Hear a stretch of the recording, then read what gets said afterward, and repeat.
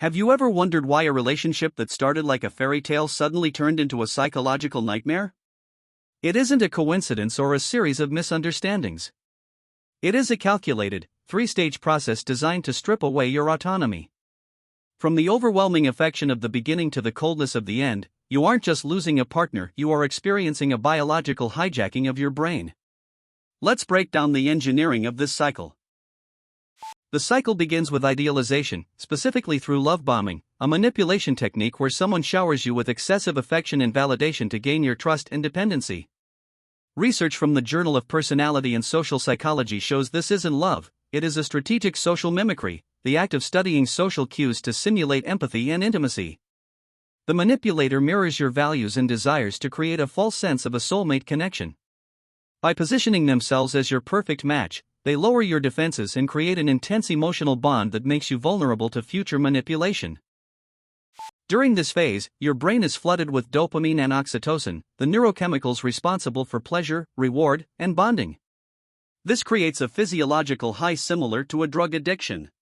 Because the validation is so intense, your reward system becomes hyper-focused on the manipulator. This is the dopamine trap. You aren't just falling in love, your brain is being conditioned to associate this person with your primary source of happiness.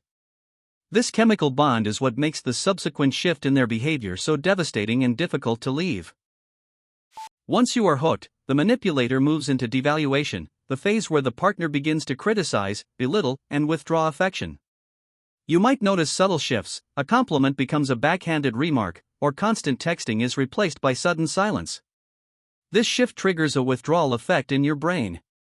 Because you are craving that initial chemical high, you begin obsessively working to please them.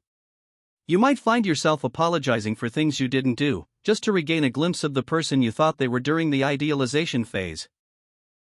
As devaluation deepens, the manipulator employs gaslighting, a form of manipulation that makes a person question their own memory, perception, or sanity.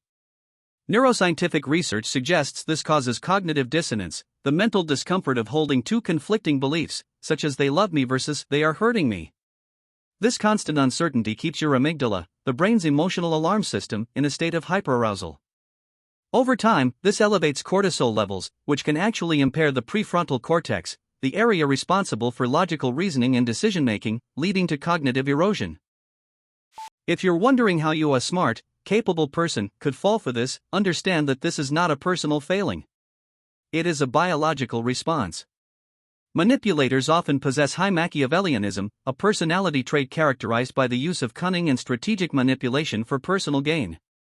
They are experts at identifying your deepest needs and simulating the exact behavior required to fill them. Your empathy is not a weakness, it is the very tool they use to gain entry. You didn't miss the signs, you were targeted because of your capacity for love. Watch for these escalating red flags. First, the too good to be true phase, excessive praise and rapid pacing. Second, the subtle shift, passive aggression, expressing negative feelings indirectly rather than openly, or guilt tripping. Third, the isolation, they subtly distance you from friends and family to increase your dependency. Finally, the reality warp, they deny things they said or did, making you doubt your own memory. When your internal compass starts spinning and you feel constantly anxious, you are likely in the devaluation phase of the cycle. The cycle ends with the discard, the abrupt and often cruel termination of the relationship. To the victim, this feels like a sudden abandonment, but to the manipulator, it is a tactical move. Research on the dark triad suggests that those with high psychopathy and narcissism experience lower physical stress responses under pressure. While you are in agony, they remain biologically resilient and emotionally detached. They discard you once you are no longer providing supply, the attention and validation they crave, or once you have started to see through their mask.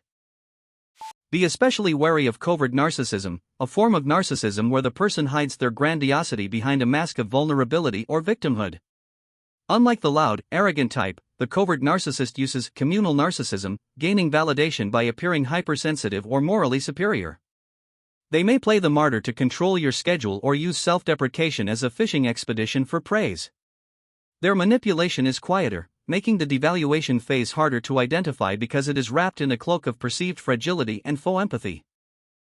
To break the cycle, you must prioritize cognitive grounding, the process of reconnecting with objective facts to counteract gaslighting.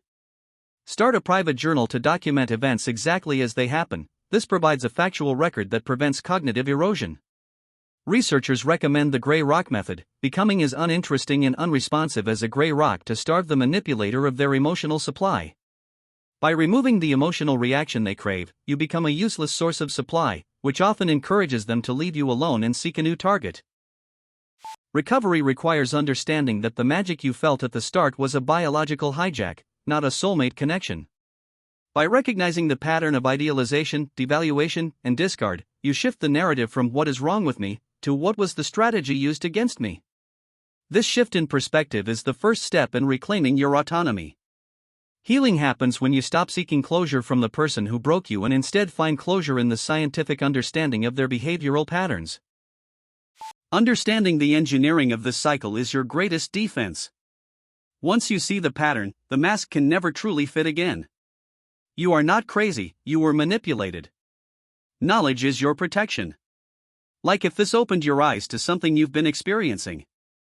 Follow for daily psychology insights that protect your mental health.